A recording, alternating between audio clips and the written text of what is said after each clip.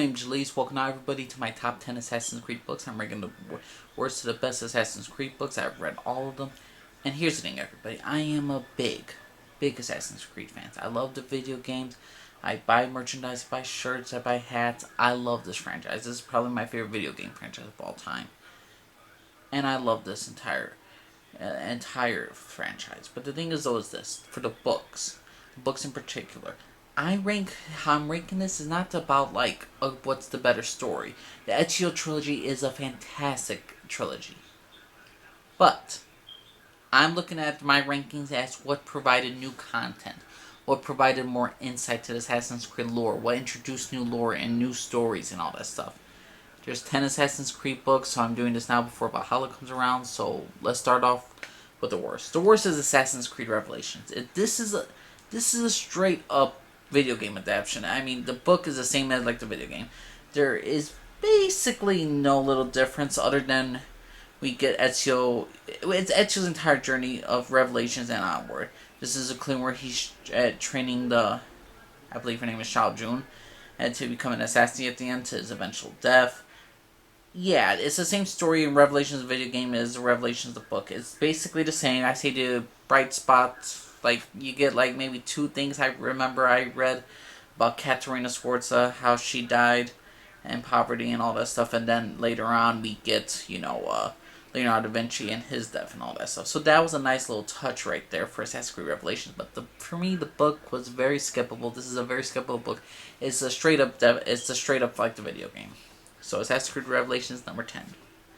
Number 9, I'm going to give to Assassin's Creed Brotherhood the book.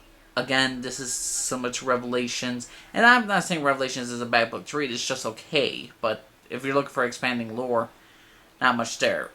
Brotherhood, for the most part, number 9, is just, it was straight up like Assassin's Creed Revelations, it's straight like the video game and all this stuff is a straight video game adaptation. There are a couple things that they did different. We get about Micheletto, about his character, how Cesare eventually kills him, and sorry for spoiling alert, but we'll have the spoilers down the bottom for this for this entire thread right here. But overall, Assassin's Creed Brotherhood book didn't really change much. It's just we now got the official idea that Ezio was falling for Katerina Sforza and how she kind of manipulated him in the sense and kind of didn't love him and kind of played on his feelings. That's the major thing about this entire book. And like I said, about Micheletto and Cesare Borgia and all that stuff. Overall, there wasn't much to this. I say there was more stuff with Claudia, and they made Claudia more interactions with her brother, which was better. So I say this book was okay. There had some good parts that I was generally surprised about, but to me it was just there. It's an okay book like Revelation, so it's number 9, Brotherhood. Number 8, I'm getting to Assassin's Creed Renaissance. Again, the Ezio trilogy is amazing, but again, new established lore. And Assassin's Creed Renaissance, what I like about this, they kind of do some tweaking around right here.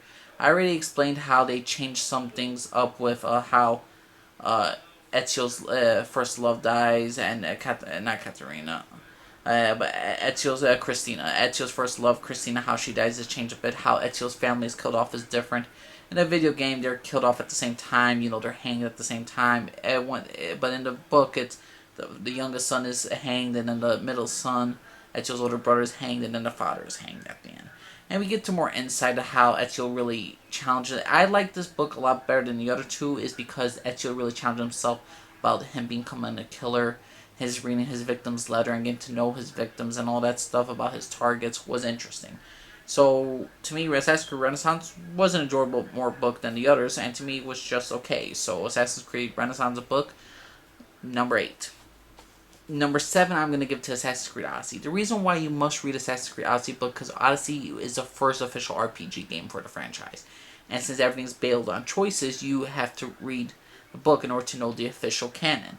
And for the official canon, basically all the stuff what Cassandra does throughout her entire journey about the Spartan War and all this stuff, and to the death of her brother, and that's the major thing about this book, is the fact that she does kill Alexios at the end, and that's the official canon. All the good shit, good qualities you do in the video game, that's more likely the standpoint of her entire character. I say the ending also with this book is a must read just to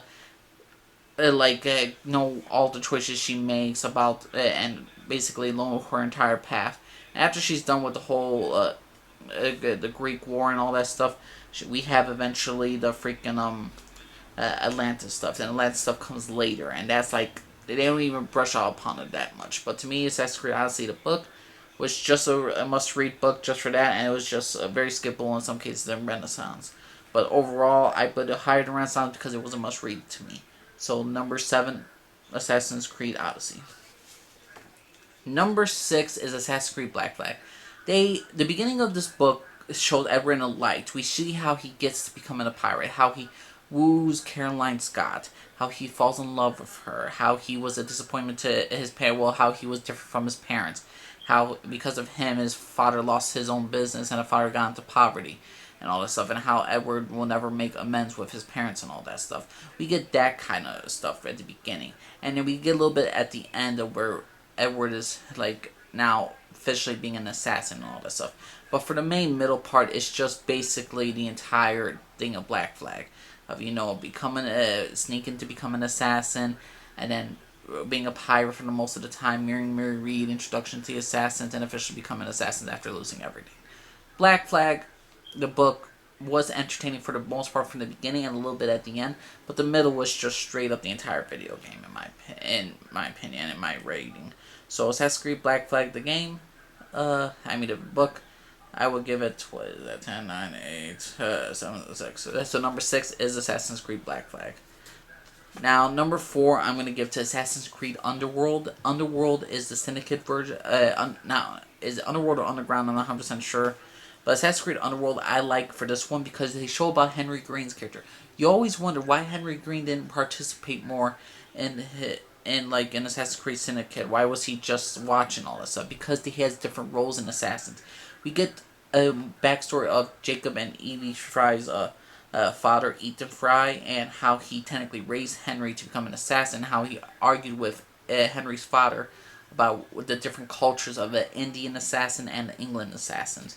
The Indian assassins believed the English assassins were too soft, and Henry Green is not a killer. We get some interesting characters that Henry Green meets in the lowers of London, how he infiltrates it, but he's not a killer. That's why Henry Green never goes into the battlefield with Jacob and Evie, because he's not a killer for the assassin. He could work better as something else, as a scholar, as a spy and all that stuff, but he will not kill in that sense. He doesn't have a killer instinct. And Ethan knew that and all that stuff. We get some stuff with Ethan, a lot of stuff with Henry, and a little bit of Evie Friday, and the reason as to what she believes about Mr. Green and all that stuff.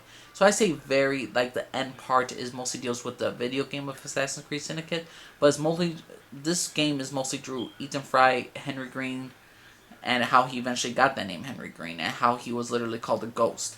And we even got this interesting villain that tried to rip off Crawford Steric and basically trying to steal a Templar artifact.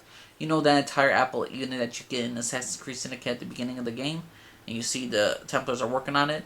It explained how it was brought up and how the Templars got their hands on it.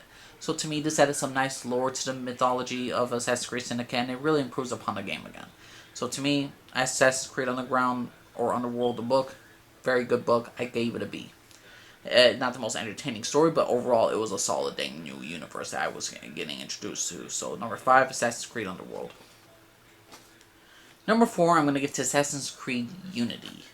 Assassin's Creed Unity deals with mostly Elisa's story. Like the video game should have been about Arnold and Elisa's story, we get Elisa's story about her mother, how she's very much her mother's daughter and all that stuff. We get how she knew about being a Templar and all that stuff, and about the different how her father wanted her to manipulate Arnold to become a Templar and to share their beliefs, and how Elise was set up to become the first female Grand Master and all that stuff. We get into her meeting Haytham Kenway's sister and all that stuff, Jenny Scott, and Jennifer Scott and all that stuff, and how their ideologies about how Assassins and Templars could affect, and how Haytham's own personal struggles and his own beliefs about the Assassin and Templar orders influence Elise in a way. And again, I'm not a big fan of how Elise dies in a video game. I still thought it was stupid. But I have an appreciation for Unity, the video game. After playing it for a third time, I will have to re-rank it. And I do enjoy the game a lot more now. And the book just helps me more and makes me like Elise a lot more as a character. And to me, this was a must-read book to know more about Elise's character, to know more about her Templar Order and how they function. So to me, Assassin's Creed Unity was easily a great book to read. So that was like number 4, Assassin's Creed Unity, a B plus. And the damn dog's at it again. Number 3, I'm gonna get to Assassin's Creed. The first one is called the Secret Crusade. This is Altair's story. We get Altair's father at the beginning. What happened to Altair's father, and how Altair's father and his best friend, how one single instance could affect generation of one son and another son's. I mean, there's so much stuff to love about this entire book. There's a lot of detail. There's a lot of stuff from the Assassin's Creed video game into the stuff about how Altair is a different assassin, how he was basically did not care about innocence. We get all that stuff with his mentor turning evil, but we get some after stuff, a lot of stuff afterwards about Altair's with his future future wife Maria, worker for the Templars and all that stuff. How he eventually has 2 sons, and to me, they really enjoyed this entire story of Altair's story about his father's story for the short little time we get of him, and how a good friend of Altair's, and how a person that he once considered his brother and his best friend can ultimately have this deep resentment for him for many years. And I enjoy Assassin's Creed, The Secret Crusade. I think it does a lot of great stuff for Altair's character. I think they do great stuff for a lot of the characters in Assassin's Creed universe, the first Assassin's Creed game that we didn't really get much into with. So Assassin's Creed: The Secret Crusade, definitely a must-read book. B plus, definitely check it out. My number 2 and number 1 is always split between me. And my number 2 one, I'm gonna give to Assassin's Creed Origins Desert Oath. This is all Bayek's story. This is the story I wanted for Assassin's Creed Origins. I wanted Bayek. I wanted this Medjay. We learn more about how he was training to become a Medjay by his father Sabu, and how Sabu was and his fellow Medjays were being chased down by the Order of the Ancients and all that stuff. We get 2 villains, two villains of the Order of the Ancients. One of them is a guy who's trying to rank higher. He wants to kill all the Medjay and all that stuff. And during this time when Bayek's father is sent on a mission to find out who's killing them, Bayek doesn't find his father, but he's trying to find him, and he goes with Aya, and they get more development as characters. They get more development in their relationship, and they have a great villain named Bayan, who we get his own perspective of him being a bloodthirsty killer, but also respecting Bayek and Aya, and Sabu himself, Bayek's father. And there's a lot of great dynamics for this stuff. There's a worship of the bloodline. With Sabu, he wants the bloodline to continue. Sabu particularly doesn't like Bayek's wife Aya, or girlfriend Aya, and all that stuff. And Aya doesn't care much for him because they believe in certain ways. Bayek's father is a belief in the old gods, and you should not turn to tradition. And how Aya was born in a city, and it has more modern views. And it's such a nice, interesting take of our time now, and how it relates to the past. And that's what you want from Assassin's Creed book. This has nothing to do with the actual but video game of Assassin's Creed Origins. This is a must-read book. This is a book. This was surprised the shit out of me. This is the best of Assassin's Creed Origins. And you know how I feel about that game being overrated as hell, and the story was messy as hell. This should have been the first game. Assassin's Creed Origins Desert Oath was a must-read. And my number 1 favorite, it was the first Assassin's Creed book I ever read, Assassin's Creed Forsaken. I get much more of Haytham's character. We get him as a young boy, seeing his, we see the death of Edward Kenway at the beginning. We see what happens to Jennifer Scott, Haytham's sister, and all that stuff. His mystery of finding out who killed his father, being trained as a Templars, and struggling with his beliefs with the Templars and his beliefs with assassins. He has assassin roots, but Templar beliefs. And I love him as a character. Haytham. He's one of my favorite Assassin's Creed characters of all time. And I absolutely love this entire story of Assassin's Creed Forsaken. This is Haytham's story from the beginning as a young age to him being older and to ultimately his death. I like a great many deals about his character. We get a little stuff of Connor at the end, but not too much. They take some stuff from the video game, but not too much. It's mostly from Haytham's perspective, and mostly it's all through Haytham's perspective. We get a great villain in Reginald Burrs, the Templar Grandmaster. We get more into Jennifer Scott as a character, and how she kind of resented her father Edward, and kind of hated Haytham in a sense, or resented him. And to me, I find this book very entertaining, very much a fun read, and this was so much filled with Assassin's Creed lore that I always wanted to have, and this was simply amazing. Assassin's Creed Forsaken is my number 1, but it could jump between number 1 and number 2 for Desert Oath and Forsaken, because these 2 books are A's, these are must-reads, and this helps build more for the Assassin's Creed lore. So yeah, everyone, this was my top 10 Assassin's Creed books and all that stuff. So let me know what y'all think, everybody. Because here's the thing. I know I didn't get a lot of views for this entire playlist, but you never know.